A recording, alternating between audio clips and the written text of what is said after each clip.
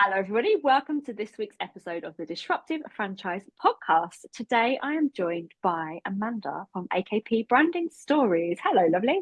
Hello, Danny. How are you? I am good, really good. Thrilled to have you here. I'm Um, excited. you you've been a part of the Disruptive Franchise Awards. I'm going to say since 2025 because people might be listening to this in however many years' time. I love it. I know. Which is awesome. Blows my mind about podcasts in that way. But yes, you've been a big part of the Disruptive Franchise Awards since I took over, and the visual aspect, and essentially any post that anyone has seen with me talking about Disruptive Franchise Awards, and promoting this podcast actually have all used Amanda's images. So you are integral, Ah, integral in bless there. you. It was such an amazing event. It was so much fun. Like Thank you. just the people that you had in the room, and I think like the genuine celebration amongst everybody, all the nominees, the people that were there, all they were like genuinely happy for the people that won. None of this like fake Oscars style, like, oh yeah, yeah, yeah, like great. Like they actually meant it. And it was really lovely to be in the room and kind of see it all unfold.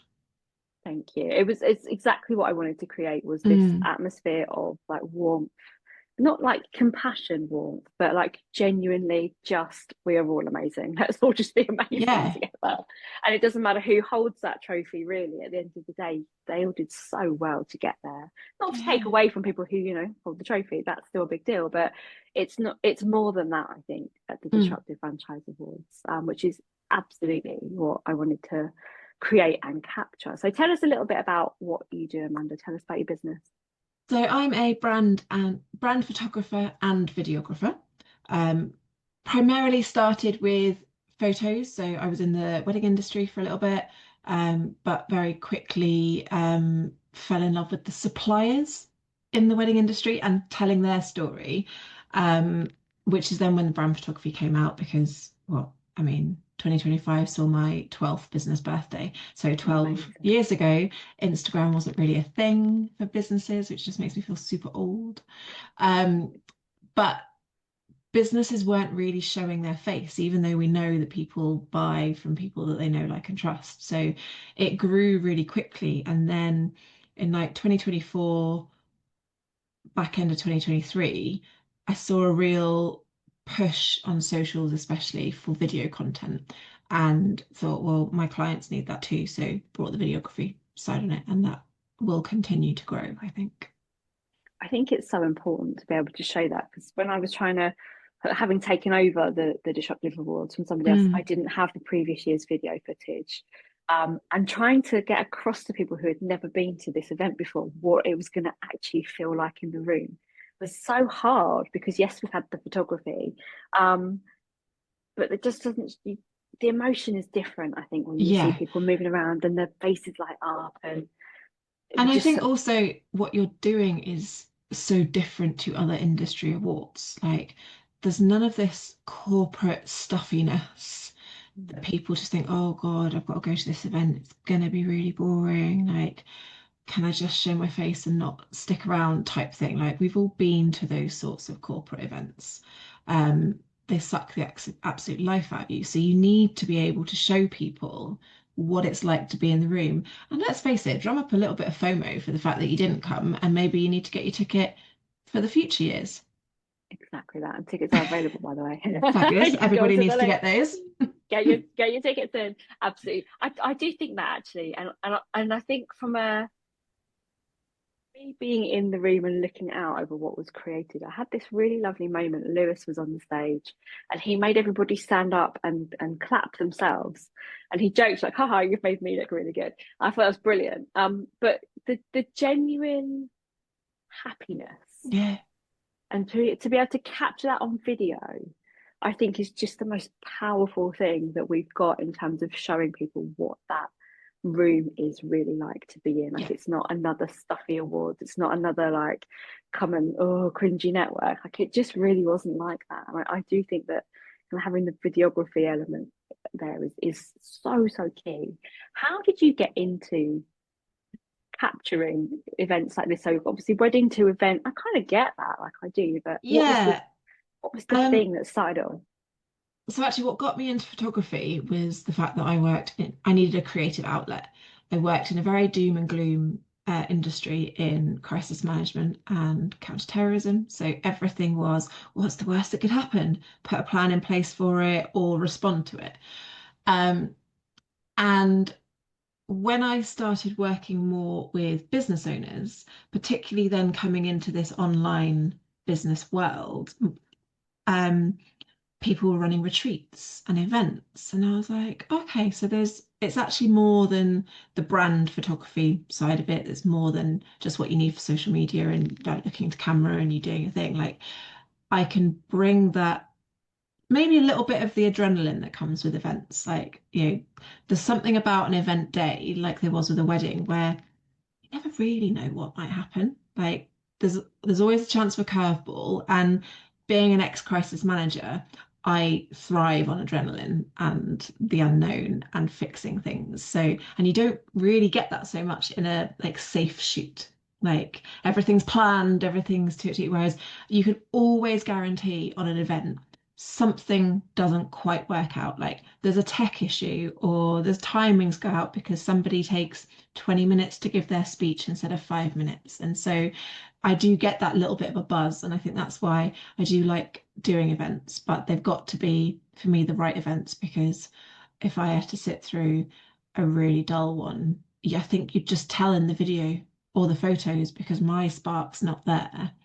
And I'm just like, oh God, come on, let's get on with it. So it's got to be the right event for me. The same way it's got to be the right business owners, because if I don't click or connect with that person, I'm not going to get the best content anyway.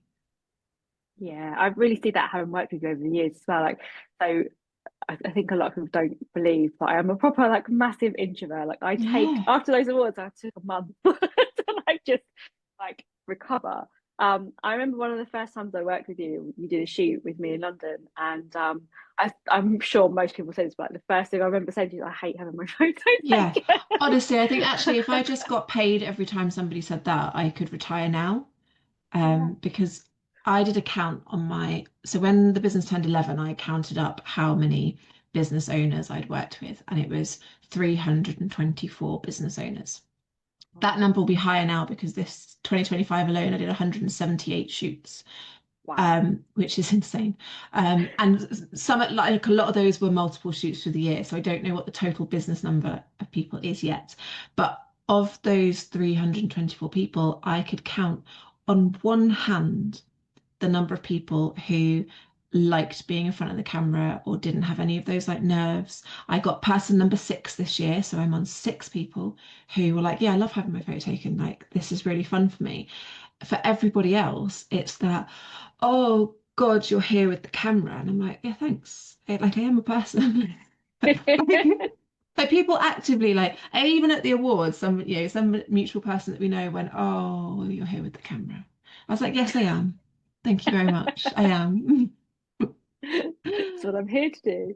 Yeah, Yeah. it's a really funny one. I feel personally like I do stories a lot on Instagram and I'll go live without really much thought.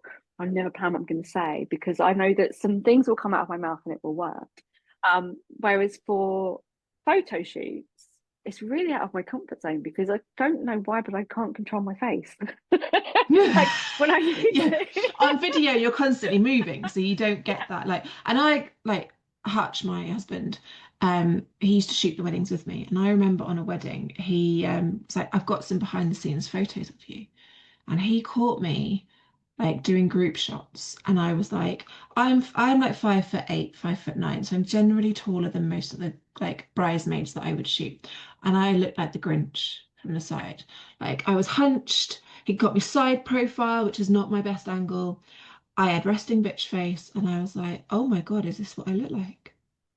Right. And I think that's it. Like we particularly, our generation, grew up when social media first really appeared, except the photos that were put up were with terrible disposable cameras, with so much flash that you lost your nose, and they were on nights out and we looked terrible.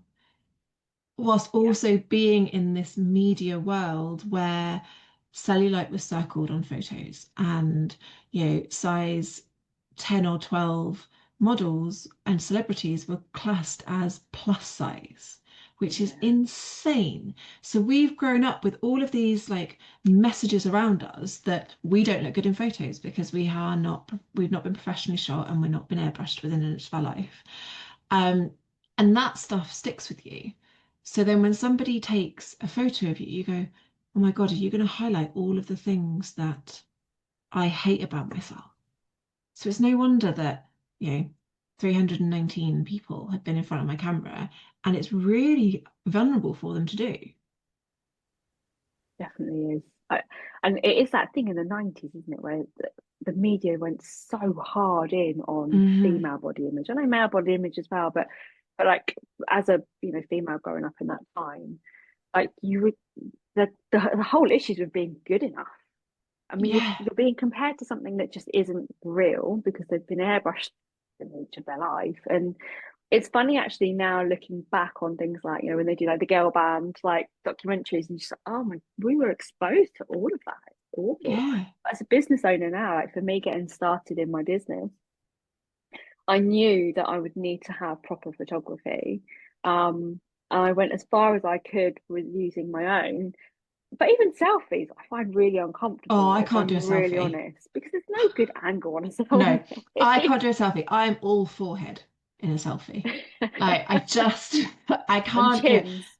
no, no, I can't get it to work. And as a professional photographer, that's really frustrating. Yeah, I But it's bet. true, like, and I was the same. Like, I went, I had God, I'd been like 5 years in business before I had a brand shoot, and even then, it wasn't a brand shoot. I went to, she was a family photographer, and the photos we got are very, very lovey-dovey. Which, okay, we're a husband and wife team, but it was a bit much, like Yeah, a little bit too much. So my first proper brand shoot was like 6, 7 years into business. yeah, Like, but you can do that. And I think particularly now, you can go quite far not having a brand shoot. And I know that feels wild to be saying that as a professional photographer, but I would rather people show up on stories and going live and taking their audience behind the scenes with them and doing that rather than going, well, I can't do anything because I haven't had a shoot. yeah, So, like, you can, and you absolutely do need both within your business. Like, you can't just keep putting professional imagery up and never showing people like what's going on day to yeah, day or coming and talking to camera because in almost all industries, there are so many people competing for your audience's attention. And we have got the lowest attention span now than we ever have. And so if you're not grabbing someone or building that connection within a few seconds, people will scroll on.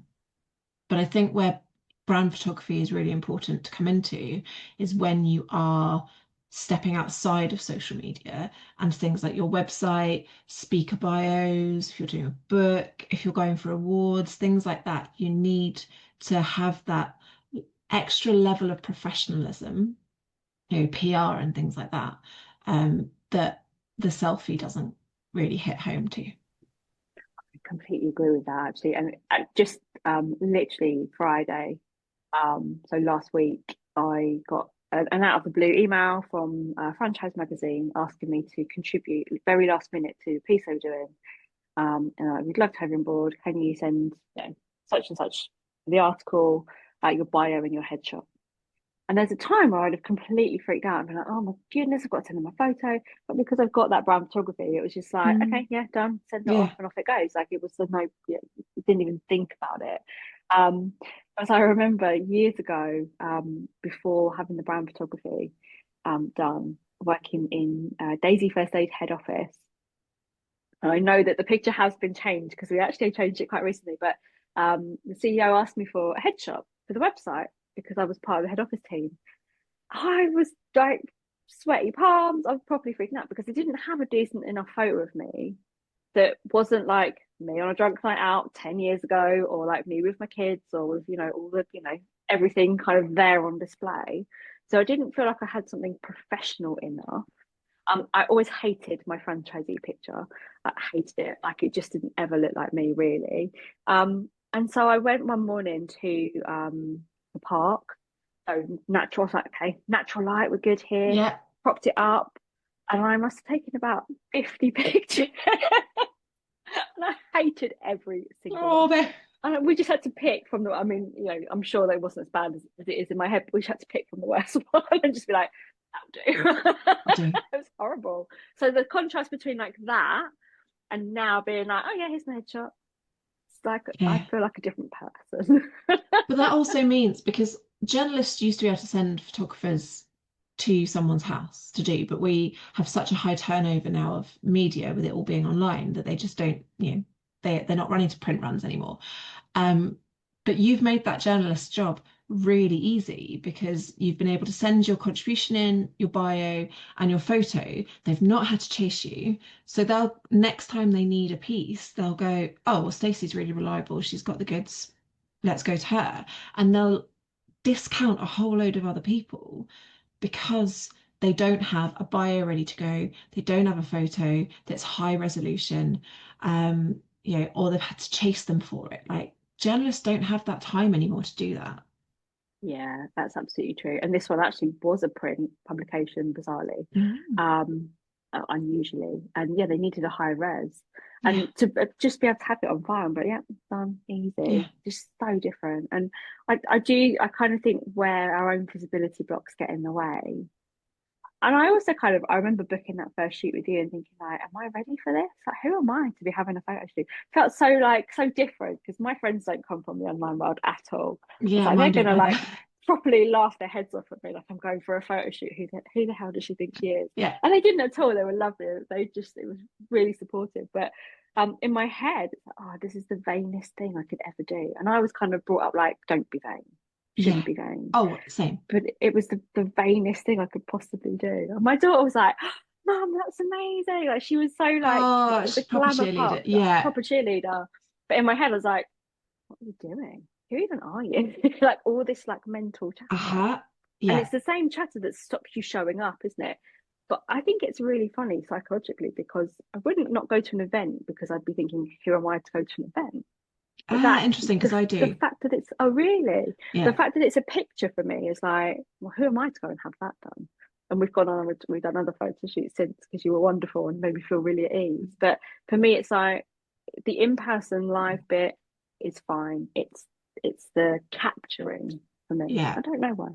And I think like the what I say to a lot of my clients is you've got to flip that on your head, on its head even. It's not who am I to be doing this, but who am I not to be doing this? Because if you are not visible, your audience, your potential clients, however you are serving your paying customers, they can't come and spend money with you if they don't know who you are.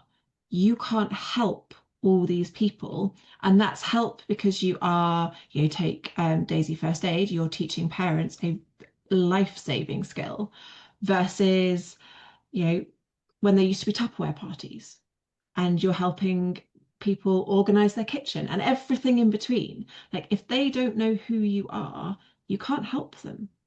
And so the only way that they get to know who you are and therefore benefit from the support that you're able to give them in whatever guise that is by you being visible and showing up. So it's actually not Yeah, about you, and it's selfish for you not to show up, is what I'm saying in the nicest possible way. I So love it. stop I stop love being it. stop being selfish, everyone. Get your face out there and just think how many people it is that you'd be able to help. So true, isn't it? It really is. I really love a reframe, and that's a good one. Because yeah, I also think like it's almost that same like I had this real issue when I started my business of like being seen, like recording myself. Yeah, and it's still like And it's it's weird, really isn't it? it's a cringy, weird feeling. I had this one moment where I committed to being live at 9 a.m. on a Monday morning in my Facebook group. And I'd really like firm commitment to myself. And I had people that would show up and be there and expect me. And a school meeting overran. So I was late getting, and I couldn't get home into my safe environment to do this. I was like, Ah, oh no, what am I going to do? And I was actually walking between the school and the car park, which was like a 10-minute walk. Um, I'm going to have to do it here in the street. I had to pull out my phone and like talk to my camera. And there was no one around. and that, like a dog walker probably walked past and didn't even look up. But once I'd broken the seal of that, I was like, okay, I Yeah. can probably, I'm not going to be eaten by a tiger if I keep doing this. This is okay. But and I see this a lot, like we're so self-conscious to let anybody see what we're doing because it's got to be hush hush, whereas actually no one cares. No, No one and cares. that's it. And the thing with us having the shoot in London is like there were people milling around. Nobody looked up. And I think because especially when you're shooting in London, like they're so used to the bloggers and the influencers, Yeah. like prancing down the streets in big skirts, that they just think, oh, okay, fine. And they've seen it all. Maybe if you're doing it in a quiet little village somewhere, the neighbours might be twitching through the curtains going, what's she doing?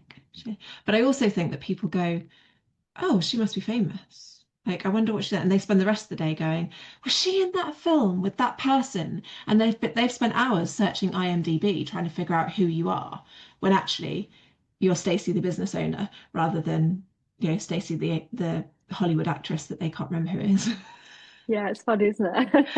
Um, but yeah, I think some of it is we like we said before, we've grown up in this really weird time. Whereas I think the entrepreneurs and business owners of the future, like the kids that are growing up now, God, I sound old saying this, the kids that in our day, um, they're used to it. So they're used to having everything on social media, which is a good or a bad thing. That's probably a debate for another day.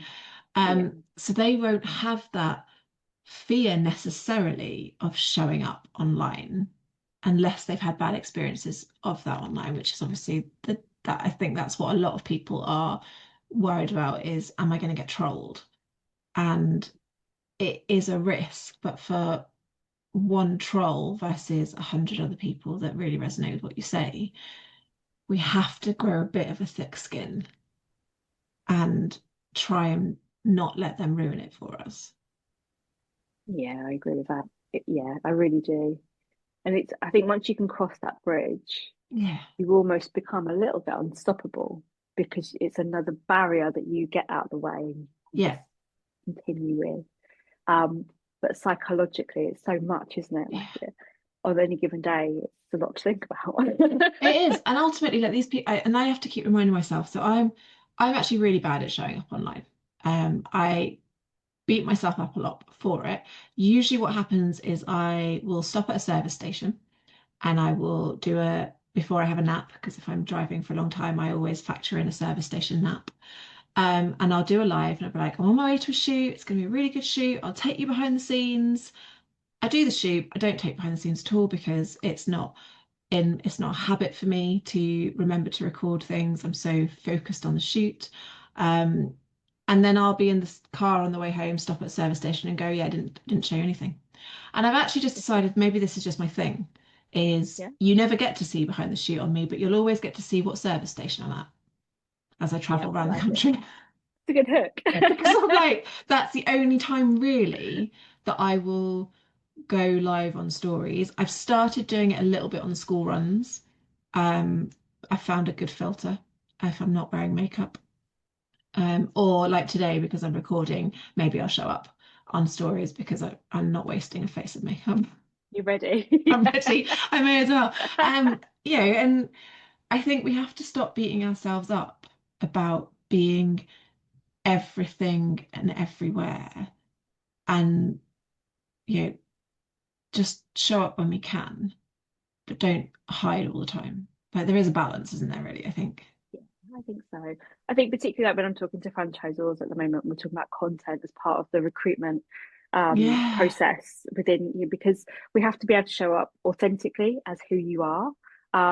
There is an element of professionalism like yeah, that is needed because you're representing a brand, and very often, it's going to be or it is a national brand. So yeah, there is an element of showing up in quote marks properly. However, actually, the recruitment funnel really more than ever now needs franchisors to be showing up as who they are. On yeah, any given day, this screen behind me isn't there because I'm recording podcasts now. And it's not that it's fake or inauthentic. It's just that, most days there'll be a blank wall behind me instead.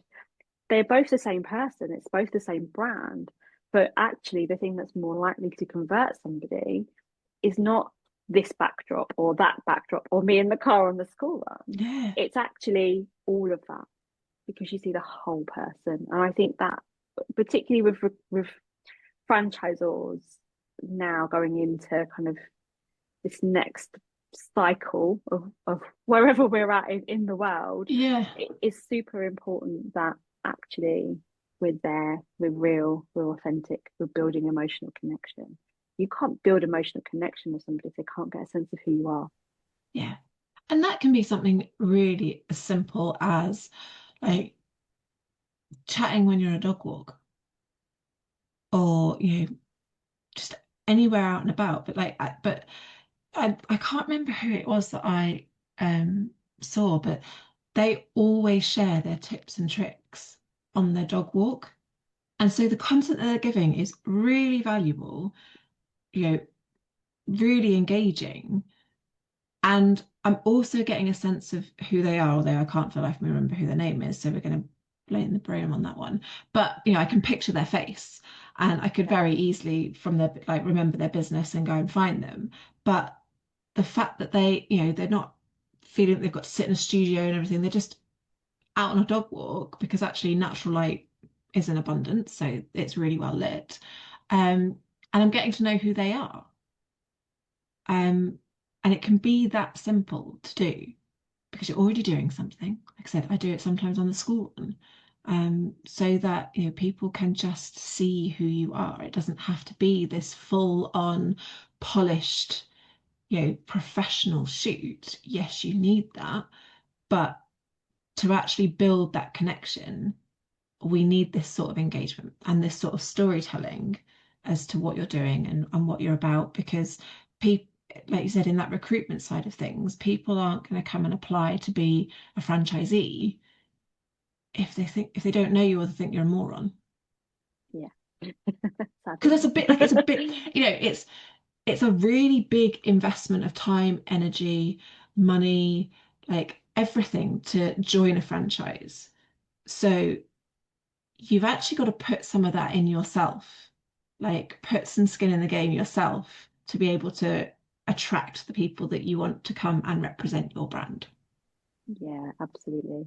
And even things like dog walk, if you're not a dog person, you're going to put someone off. Like, good. You want to put Yeah, people off. You don't want to talk to everybody. Like, you need to narrow down that field of, who yeah, you are. And I also think that the difference between, buying a course and buying a franchise is you're giving over a significant part of your life, to be in that franchise. And maybe I've yeah, worded that badly, but you are not going to a job 9 to 5. You're not, going to learn for this short period of time and get out. That is going to become a big part of your life day to day, not just your life, even your family's life, because yeah. you're Well, here, you're a there, business. everywhere. There's, It's a business. you're a It's a business owner. business. Yeah. Yeah, You yeah, are asking someone to embark on being a business owner. And yes, we do that for the freedom, but it is also at times all consuming. yeah, Like, so you need to, like, as the person kind of embarking on that, you need to know that you're coming in to the right team and the right structure, and that the values align for the franchise that you're buying into. So, and all of that is really easy to convey if you're having this sort of connection and engagement online, and yeah. harder to convey just through a headshot. Definitely is. I just had a really crazy thought actually. Imagine like you're thinking about buying a franchise and it's a business in a box and it's all done for you, but you meet a guy in a pub and you just buy it because you just met him for the first time. And you're like, yeah, okay, I quite like the look of you. Let's go. You would never do that with a No. business. and so, and so Here's a just the substantial part, here's a yeah, substantial amount of money and and my time life. and my life all in your hands. Off you Just go. from, Yeah, so I've just met you one time and you seem all right. And yeah, essentially, when we're not showing up online and being our authentic self and showing the different facets of us, that's what we're that's kind expecting of people what to we're do. expecting people to do, Yeah. which is crazy. Yeah. So you want to know who you're investing in. You want to know who they are as a Yeah. person. And I think to bring it back to the awards as well, like the people who made finalists for the awards and the winners, they gave a really good sense of not just what their business did, but who they were as people. Yeah. I think it was a really key aspect for the judging criteria to be able to look at what the whole person has done and contributed and failed at as well, more than Mm. anything else. Like we don't just look at success in Disruptive Franchise Awards, but to get a really good sense of who those right people were. And I think that's what brought those right people into the ring. Yeah, and actually the stories that they were sharing, and there was a real, at times, like a real vulnerability of what people were sharing as well. Like, and again, it was that sense of community and everybody coming together. And some people had only just met that day. And yet there was still this shared connection that we are franchisors and franchisees, and we're all kind of, you know, walking a similar path, and we're supporting each other. And that was just really so lovely to see. Yeah, it really was. Can't wait to do it again. I know it's gonna be fun. It's going to be so much fun. It really is. And it is. It's the people and the stories and the Yeah. connection and to have you at the event actually is wonderful because that embodies what you do, which is so nice. It's such a complete Yeah. package in my head. It It's is. Well, the wonderful. name, yeah, the business name's Branding Stories. Is I've always been about the storytelling aspect of it. Um, from when it was weddings and right through to, anybody's business. Like there are 1,000 hairdressers within a certain geography, but they've all got different stories and they've all got different, takes on things and personalities. And that's what makes the work I do, or I find it really interesting because you know you're all different. And it's the same when I look at, when I've gone in and worked with franchise companies, all the franchisees are different. So yes, the methodology is the same throughout, but how you interpret that, or the personality you bring on that, and your own stories and hobbies that we bring into that shoot to build your local know, like, and trust is what keeps it interesting. And to be honest, it was a little bit why I got bored with weddings, was because actually I don't have that creativity within it, because they sort of follow the same, the sort of same pattern, and everybody wants the same trends of imagery. And I was just like, oh, this is not for me anymore. And if I wasn't loving it, so that's not fair to have someone there that doesn't love it on your day. Whereas that spark is still there for the businesses. Yeah, love that, and it does really come through. It does. Mm. What would you do if you couldn't fail? We ask Mm. everybody this because I think it can really. It's a hard question, but we've talked a lot about visibility and putting yourself out there and things like Yeah, that. But on a scale of anything, because I think we get so caught also in like fear of failure, fear of success. yeah, and Just actually, get rid of all the boundaries. What would you do? there's a couple of things that I think I would love to do in the business that I've always been scared to do. One of those, I've well, we have a mutual business friend who's been pushing me to do this for a couple of years, and in fact, she announced it on her stage that I was already doing this a couple of years ago, and I was like, I'm not. And that is a like really luxury shoot experience. So you travel, overnight hotel, we're in Paris, like everything. You've got a stylist and a makeup artist, and like everything is put together in this like amazing luxury experience. So there's that. Um, I've also attended a lot of retreats, and I quite like the idea of hosting one, but I don't know how or in what guise, and it would be the fear of it not selling that would that has stopped me, I think, from exploring any further. Um, but actually, outside of the business, I think it'd be to be interior designer and do something completely different. Why interior design? When we were looking for a house, well, so I wanted to do it right from when I was a teenager, and I did work experience at a kitchen design place, and they like massively put me off it for a while because all I did for 2 weeks was put VAT pricing on tiles. It was honestly the most bored I have been in my life, and I've done some pretty boring jobs. Um, but whenever we've looked for a house, I go straight to the floor plan. I actually don't care what the house looks like on the inside. I will move walls around, and we're in a new build at the moment, and it's a work in progress because I have a 4-year-old, and so I'm not spending time painting walls when my walls are still being used as a track for Hot Wheels cars. Yeah. But when we walked into this house, I took one look at the wall between what was the dining room and the kitchen and looked at my husband, who's a structural engineer, and he went, "It's not load bearing." And I was like, great. And so new build houses come with a 2-year warranty. So you're not we shouldn't do anything within that 2 years. That came to an end in March this year. In April this year, that wall came down. And we've opened it all out, and there's lots of things that I want to do. I want to go into the loft. I want to, like, all the rooms need decorating except Jack's playroom. And I just love that kind of creativity. And I think I just love painting walls. Like, You can come to my house. fabulous. Come That's paint it. my Like walls. painting walls and wrapping Christmas presents. I love wrapping I, presents. I love wrapping presents actually. Yeah, I but really like do. It's I've seen a something few very people. satisfying. Yeah, and I've heard a few people be like, "I really hate doing it." I'm like, "Well, I'll come over. Like, that's fine. Just like feed me mulled wine and mince pies, and I'll wrap you presents." I think maybe we should be Christmas elves, and we could just get people to come along, bring their gifts, we'll wrap them up, and then off they go.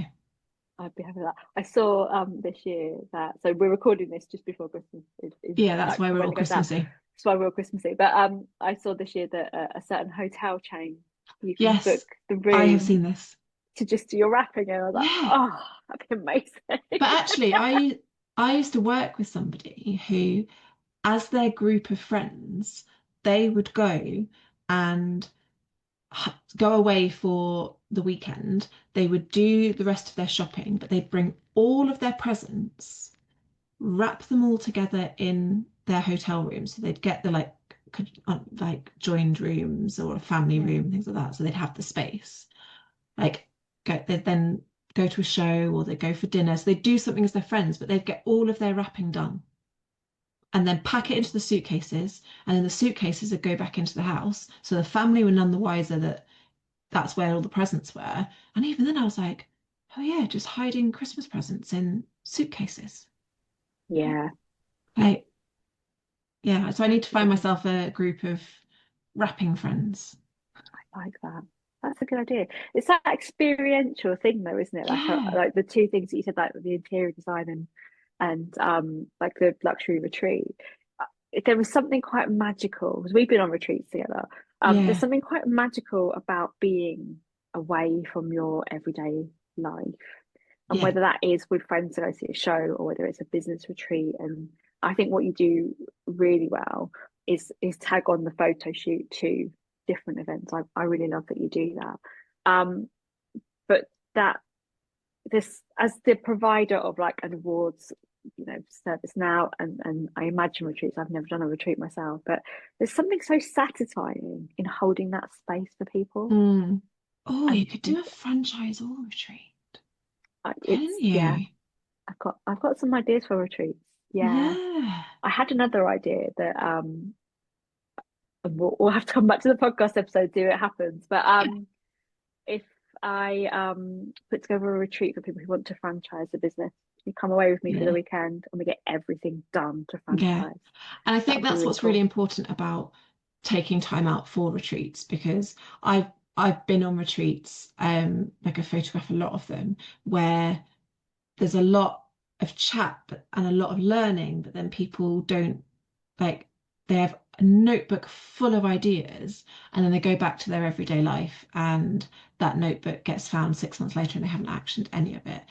I've been on other retreats where there is time put aside to do the implementation. And I think that's really important because if you are taking that time out of your business and out of your life and out of your family, then you need to see a return on that in some shape or form. And that's not saying that you're making the money back from the retreat because that money is invested in the learning and the experience, but you need to see some tangible outcome from that rather than just being, you know, a jolly away. Yeah. because if you go on a wellness retreat, then that outcome is that you are more rested and more like you've got a healthier outlook on life and that. So you get that return on those. You need to do the same on business retreats and actually either be really strict with yourself and on the flight home or the train home or the next day, block everything out of your diary and implement it, or have that time within the retreat to do that and come away with the assets that you need and the structure that you need to then franchise your business. Yeah, definitely. That was advice you gave me when we went to Vegas, actually, was so before we Yeah, went to Vegas together, I did a shoot with Amanda. And the advice was like, make sure that you put some time aside when you come back to actually go through the notes and implement and put a plan in place. And I did that actually. I set aside the 2 days after I came back from Vegas to literally just like process what happened because it was yeah. crazy. But And that was also and to Vegas was full on. oh, it was so Like, full on. There was no rest in Vegas. and actually, Lisa, who runs that retreat, she's very good at her agenda at putting time aside for people to do that implementation. But you can't force people to do the work when all they want to do is go and drink cocktails on a rooftop bar in Vegas.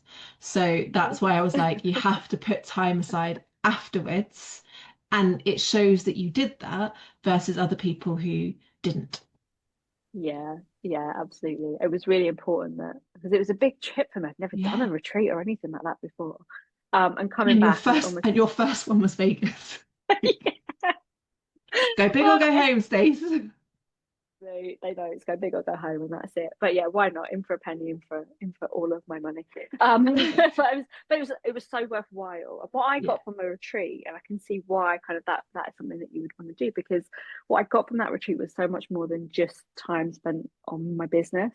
It was such valuable experience for me to be away from my whole life, to be able to process some things that I didn't expect to come up actually, like from a Mm. really personal, like deep personal level. But then to come back and have the space aside to actually go, okay, what am I going to take out of this now? And what does it change for me?